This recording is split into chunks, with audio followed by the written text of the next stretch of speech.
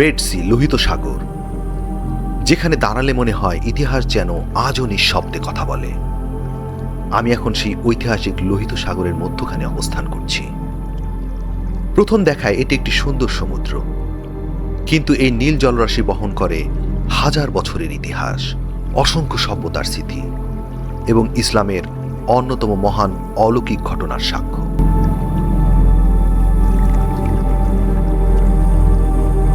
মহান আল্লাহর আদেশে হযরত মূসা আলাইহিস সালামের জন্য এই লোহিত সাগরই দ্বিখণ্ডিত হয়েছিল এবং তিনি বনী ইসরায়েলদের নিয়ে নিরাপদে পার হয়ে গিয়েছিলেন।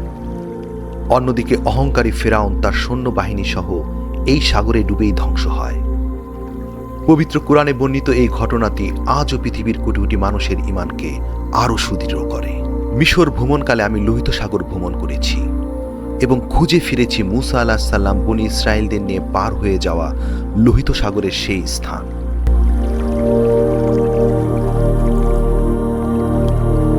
বন্ধুরা, আজ আমরা ইয়োটে করে ঘুরে দেখব লোহিত সাগরের অপরূপ সৌন্দর্য, জানব এর ভৌগোলিক অবস্থান এবং বিশ্ব বাণিজ্যে এ সাগরের অবদান, কেন এই সাগরের নাম রেড সি বা লোহিত সাগর হলো, এবং সর্বশেষে খুঁজে বের করব লোহিত সাগরের সেই ঐতিহাসিক স্থান যেখান দিয়ে হযরত মূসা আলাইহিস সালাম বনী ইসরায়েলদের নিয়ে সমুদ্র পার হয়েছিলেন। ইতিহাস এবং ইসলামের আদলে লোহিত সাগর সম্পর্কে জানতে ভিডিওটি লাইক করুন এবং চ্যানেলটি সাবস্ক্রাইব করে বেল বাটনে প্রেস করে পুরো সময়টি জুড়ে আমাদের সাথেই থাকুন।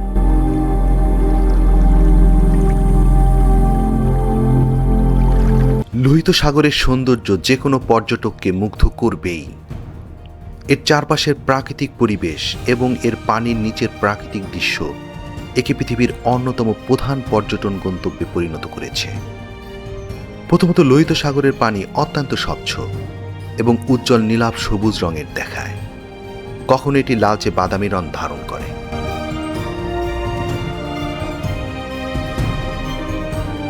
লোহিত সাগর ভ্রমণকালে চোখে পড়ে শুষ্ক লাল রঙের পাথরের পাহাড় এবং তার পাশ ঘেঁষে প্রবাহিত স্বচ্ছ নীলাভ সবুজ জলরাশি।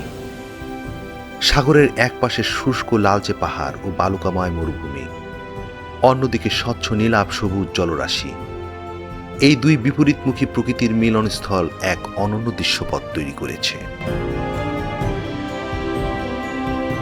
মিশরের শার্ম আল শেখ শহর থেকে আমি লোহিত সাগর ভ্রমণ করেছি এবং এর সৌন্দর্য দেখে পুলকিত এবং মুগ্ধ হয়েছি।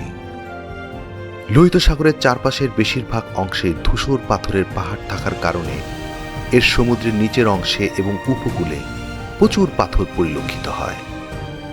এই পাথরই এর পানিকে স্বচ্ছ করেছে, যা এর সৌন্দর্য অনেক অংশে বাড়িয়ে তুলেছে।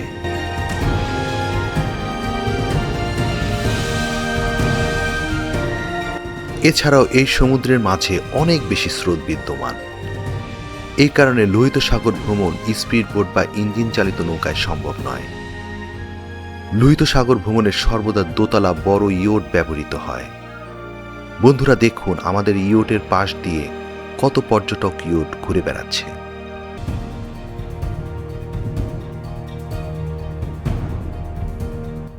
মিশরের শার্ম আল শেখ শহর থেকে সকাল থেকে বিকাল পর্যন্ত লোহিত সাগর ঘুরতে দুপুরের খাবার এবং বিকালের নাস্তা সহ জনপ্রতি প্রায় $30 থেকে $40 নেওয়া হয়।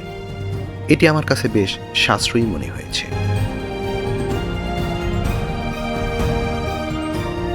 লোহিত সাগর পৃথিবীর অন্যতম উষ্ণ এবং লবণাক্ত সাগরীয় অঞ্চলের একটি। এর পানির নিচে রয়েছে প্রায় 1200টিরও বেশি প্রজাতির মাছ এবং 200টিরও বেশি প্রজাতির রঙিন প্রবাল। স্ফটিকের মতো স্বচ্ছ পরিষ্কার পানির কারণে পানির নিচে প্রায় 100 থেকে 200 ফুট পর্যন্ত স্পষ্ট দেখা যায়।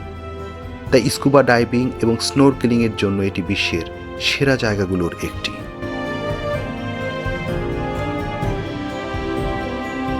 লোহিত সাগর ভিজিটে এসে আপনিও করতে পারেন স্নোরকেলিং অথবা স্কুবা ডাইভিং এবং দেখতে পারেন রহস্যমণ্ডিত সাগরের নিচের সৌন্দর্য।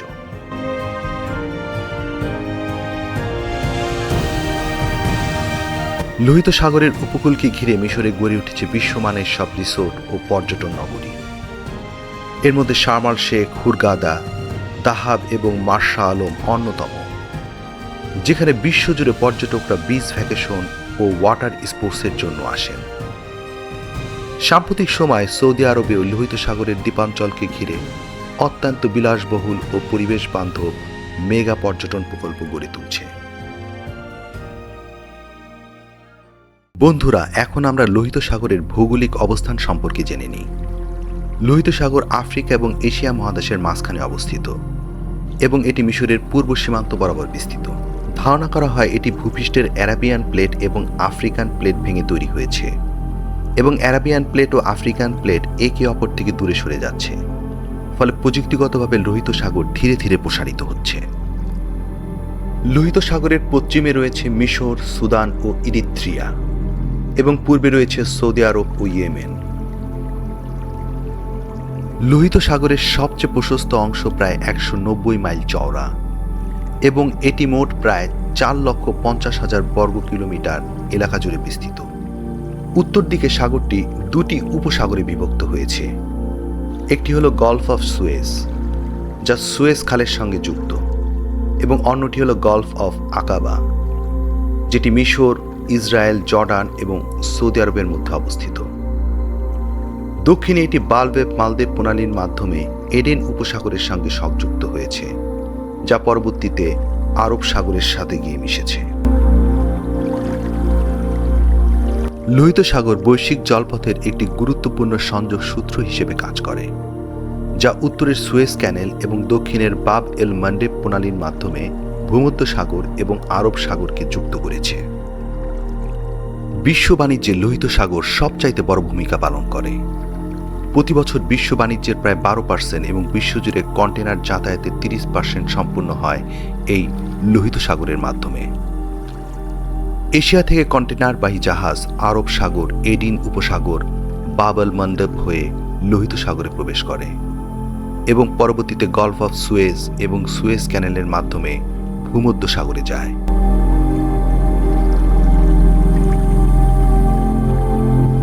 ঠিক তার বিপরীত রুটে ইউরোপ থেকে জাহাজ ভূমধ্য সাগর হয়ে লোহিত সাগর হয়ে আরব সাগরের মাধ্যমে ভারত মহাসাগরে প্রবেশ করে।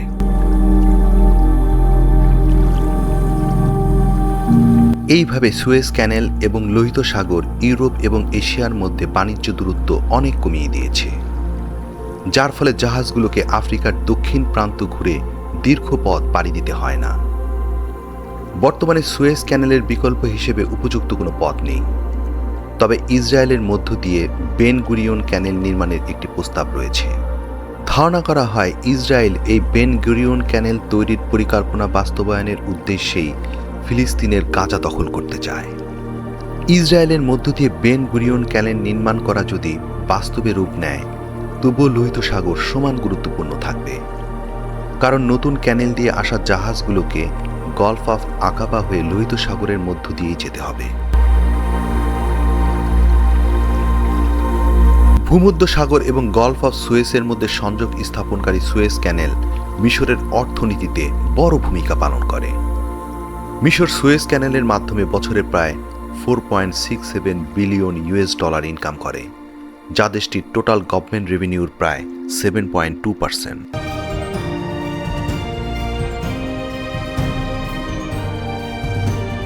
লোহিত সাগর ভ্রমণকালে সাগরে কোনো লাল রঙের পানি পরিলক্ষিত হলো না। তবে কেন এই সাগরের নাম লোহিত সাগর বা রেড সি? এই সাগরকে লোহিত সাগর বলার কারণ হল ট্রাইকোডেসমিয়াম ইরিথিয়াম নামক একটি সায়ানোব্যাকটেরিয়া। সাধারণ অবস্থায় লোহিত সাগরের পানি গাঢ় নীল সবুজ রঙের দেখায়, কিন্তু যখন প্রচুর পরিমাণে ট্রাইকোডেসমিয়াম ইরিথিয়াম নামক সায়ানোব্যাকটেরিয়ার বংশবৃদ্ধি ঘটে এবং একসাথে মারা যায়, তখন এই সাগরের বিভিন্ন অংশে একটি প্রখর লাল রং দেখায়। এই কারণে সামরিকভাবে এই সাগরকে লোহিত সাগর বলা হয়।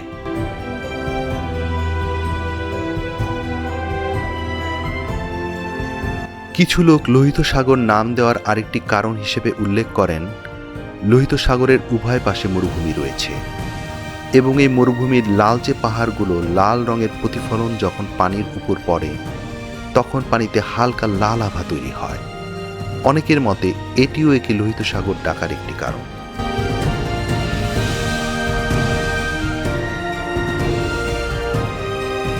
লোহিত সাগরের পানি বেশ লবণাক্ত এবং পানির ঘনত্ব অনেক বেশি। এর কারণ হলো লোহিত সাগরের উভয় পাশেই মরুভূমি এবং এখানে বৃষ্টিপাতও হয় না, ফলে মিষ্টি পানির উৎসটি লোহিত সাগরের জন্য বন্ধ হয়ে গেছে। তাছাড়া বাইরের মহাসাগরের সাথে লোহিত সাগরের সংযোগ খুবই সংকীর্ণ। উত্তরে সুয়েজ খাল এবং দক্ষিণে বাবেল মানদেব অত্যন্ত সরু পথ হওয়ায় মহাসাগরের পানীয় লোহিত সাগরের সাথে সঠিকভাবে মিশতে পারে না। এই কারণে লোহিত সাগরে লবণাক্ততা এবং পানির ঘনত্ব অনেক বেশি। এই সেই উত্তাল লোহিত সাগর যা আল্লাহর নির্দেশে দ্বিখণ্ডিত হয়ে যায় এবং মাঝখানে শুকনো পথ সৃষ্টি হয়। শাজারাতুল মুকাদ্দাস হতে নবুয়ত পাবার পর আল্লাহর নির্দেশে হযরত মূসা আলাইহিস সালাম তার ভাই হারুন আলাইহিস সালামকে নিয়ে ফেরাউনের প্রাসাদে গেলেন এবং ফেরাউনকে ইসলামের দাওয়াত দিলেন। ফেরাউন উদ্ধতপূর্ণভাবে দাওয়াত প্রত্যাখ্যান করল এবং নিজেকে রব হিসেবে দাবি করল।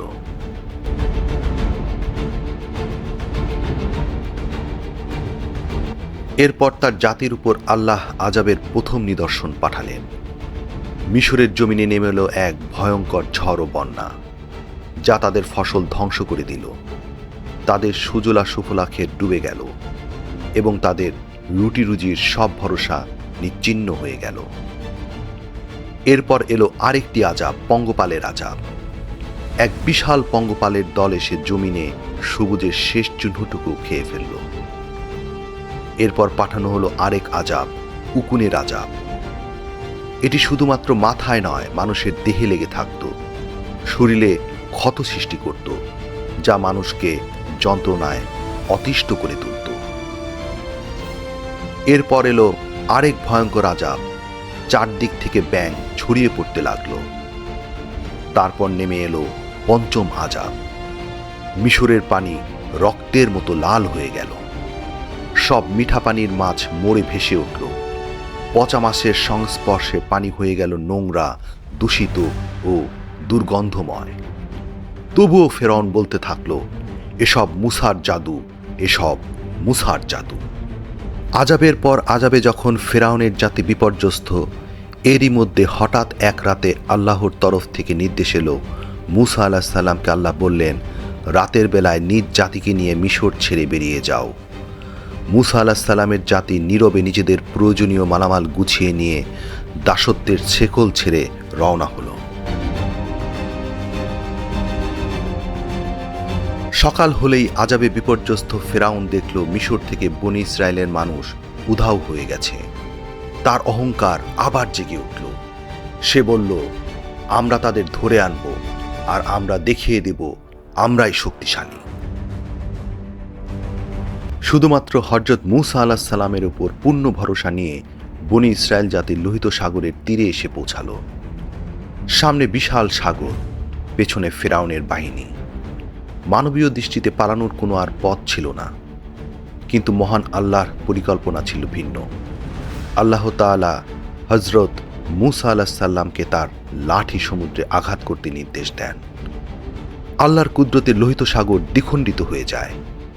দুই পাশে দেয়ালের মতো পানি দাঁড়িয়ে থাকে। মাঝখানে সৃষ্টি হয় শুকনো রাস্তার। হযরত মূসা আলাইহিস সালাম এবং বনী ইসরায়েল নিরাপদে সমুদ্র পার হয়ে যায়।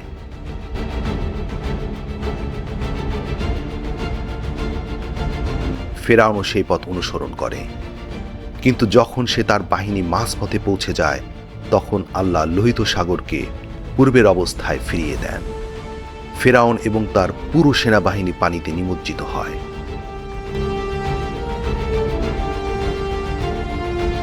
এই ঘটনা শুধু একটি ঐতিহাসিক ঘটনা নয়, এটি আল্লাহর অসীম শক্তি, ন্যায় বিচার এবং সত্যের বিজয়ের প্রতীক। লোহিত সাগরে দুপুর গড়িয়ে বিকাল হয়ে গেল। সাগরের পানি আরো উত্তাল হয়ে উঠল এবং পানির রং নীলাভ সবুজ থেকে কালচে নীল রং ধারণ করল। খুঁজে ফিরছি লোহিত সাগরের সেই ঐতিহাসিক পথ, যেখান দিয়ে হযরত মূসা আলাইহিস সালাম বনী ইসরায়েলদের নিয়ে সাগর পার হয়েছিলেন। সাগরের এক পাশে লালচে পাহাড় সবসময় দৃষ্টিগোচর হচ্ছে, কিন্তু অপর পার কোনোভাবেই দেখা মিলছে না।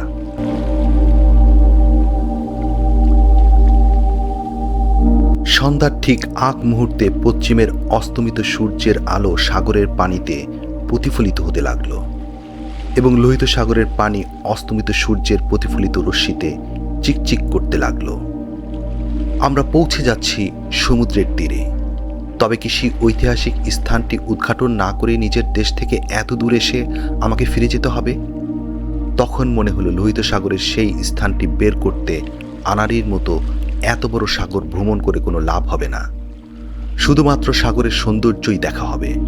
কিন্তু আমার উদ্দেশ্য শুধু লোহিত সাগর ভ্রমণ করা নয়, বরং মূসা আলাইহিস সালামের সমুদ্র পার হওয়ার সেই ঐতিহাসিক স্থান খুঁজে বের করা। তাই পুনরায় মিশর ও লোহিত সাগরের ম্যাপ নিয়ে বসে পড়লাম।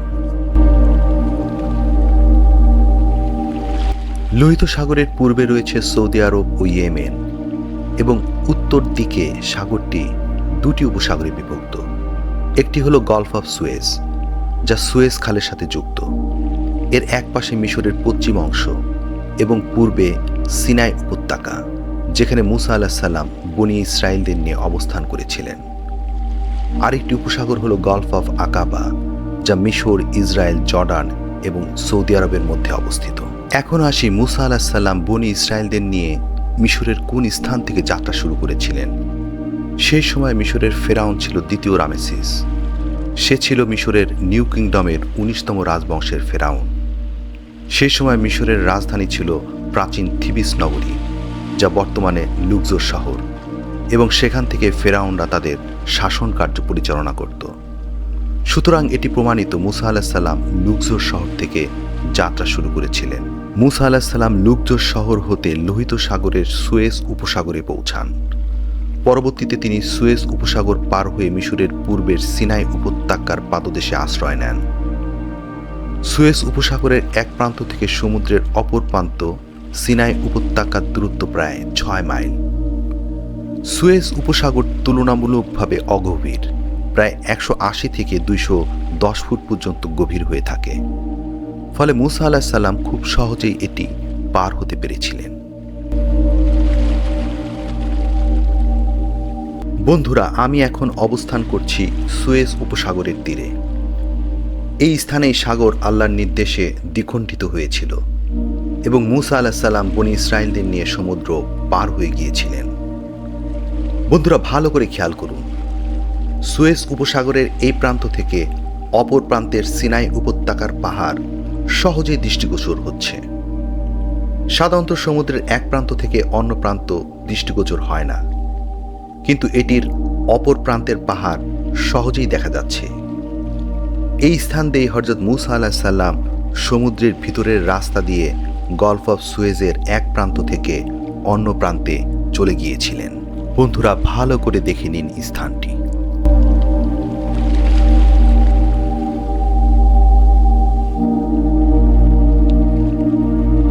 আজকের ভ্রমণে আমরা দেখলাম একদিকে পৃথিবীর অন্যতম সুন্দর সমুদ্র, অন্যদিকে ইসলামের ইতিহাসের এক অবিস্মরণীয় অধ্যায়। লোহিত সাগর আমাদের শেখায় আল্লাহর উপর ভরসা কখনো বৃথা যায় না। সত্য শেষ পর্যন্ত বিজয়ী হয়, আর অহংকারের পরিণতি সবসময় ধ্বংস। যদি ভিডিওটি ভালো লেগে থাকে তাহলে অবশ্যই একটি লাইক দিন, আপনার মতামত কমেন্টে জানান এবং ট্রাভেল ডকুমেন্ট চ্যানেলটি সাবস্ক্রাইব করে পাশে থাকা বেল আইকনটি অন করে রাখুন। সবাইকে ধন্যবাদ।